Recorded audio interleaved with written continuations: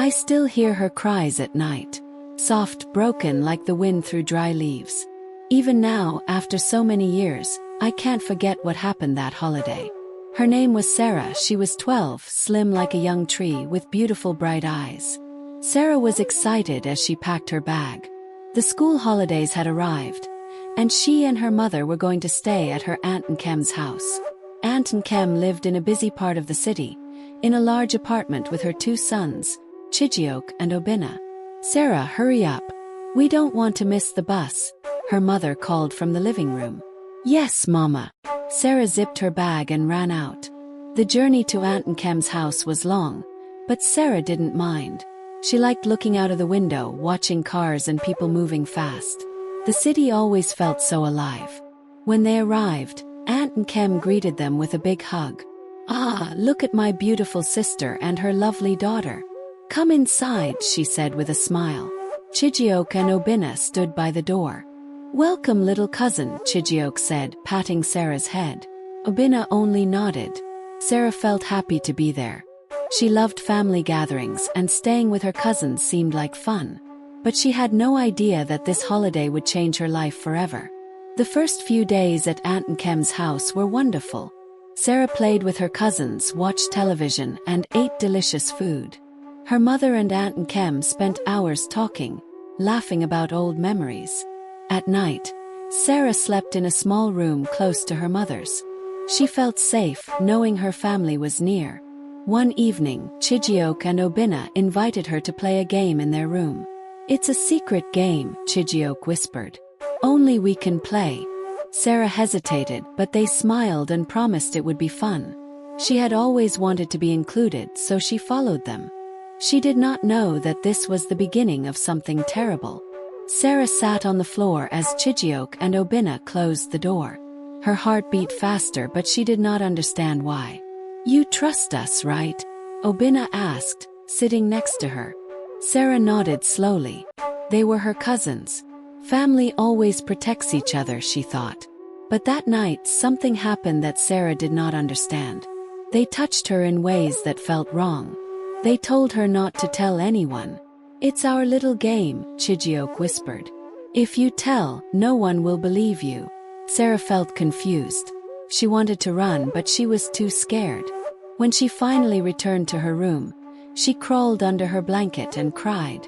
Her mother was just a few steps away, but Sarah could not speak. The next morning, Sarah felt different.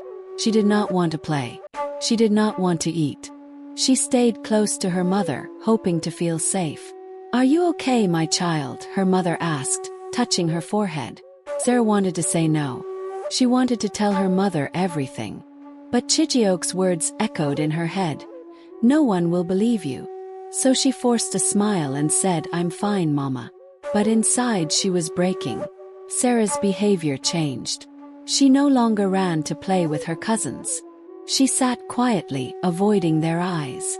Her mother noticed but thought Sarah was just missing home. Mama Beezy, the old woman who sold fruits near Aunt and Kem's house, watched Sarah closely. She had seen many children, and she knew when something was wrong. One afternoon, Sarah stood near Mama Beezy's stall while her mother shopped. The old woman leaned closer. "My child, why do you look so sad?" Sarah shook her head. "I'm fine," she whispered. Mama Beezy touched Sarah's hand gently. "Sometimes when you speak the truth, you set yourself free." Sarah's heart pounded. Could she really tell someone? Would anyone believe her? That night she lay awake, thinking about Mama Beezy's words. Her mother was right next to her, breathing softly in sleep. Sarah wanted to wake her up to tell her everything, but she was still afraid. Days passed, and Sarah grew quieter. She avoided being alone with Chijioke and Obina, but they always found a way to corner her when no one was watching.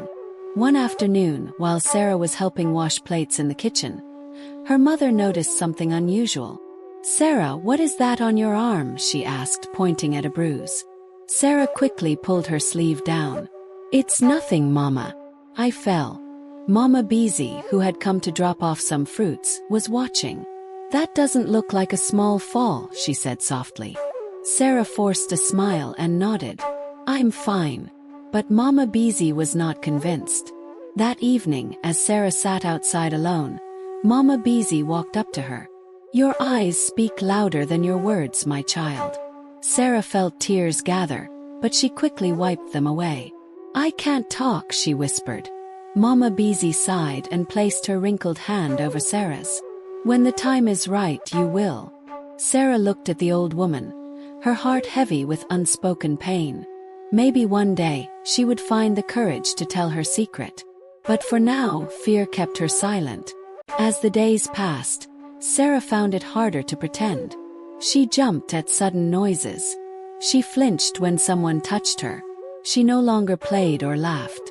Her mother noticed. "Sarah, what is wrong with you? You're not yourself." "I'm fine, Mama," Sarah whispered again. But Mama Beezy had had enough of the silence. One evening, she went to Sarah's mother. "Something is wrong with your daughter." Sarah's mother frowned. "She says she's fine." Mama Beezy shook her head. "A child does not change like this for no reason." That night, Sarah's mother watched her daughter closely. She noticed the way Sarah avoided Chijioke and Obina. She saw the fear in her eyes. And for the first time, she wondered if something terrible had happened. Sarah's mother couldn't sleep. Her mind was restless, replaying Mama Beezy's words. The next morning, she pulled Sarah aside. "My child, look at me," she said gently. "Are you really okay?" Sarah hesitated. She wanted to speak, but fear still held her back. Tears welled in her mother's eyes. "Sarah, if someone has hurt you, you must tell me." Sarah's lips trembled. The words were right there, but she was still afraid. But Mama Beezy was right. Sometimes speaking the truth was the only way to be free. Sarah took a deep breath and finally whispered, "Mama, I need to tell you something." Sarah's mother knelt beside her, holding her hands gently. "Go on, my child. I am listening." Sarah's voice shook as she began to tell her mother what had happened. With each word, her mother's face changed, from confusion to horror, then to deep sadness. Tears rolled down her mother's cheeks. "Oh, my baby. Why didn't you tell me sooner?" "I was scared," Sarah sobbed. "They said no one would believe me." Her mother pulled her into a tight embrace. "I believe you, Sarah. And I will not let this go unpunished."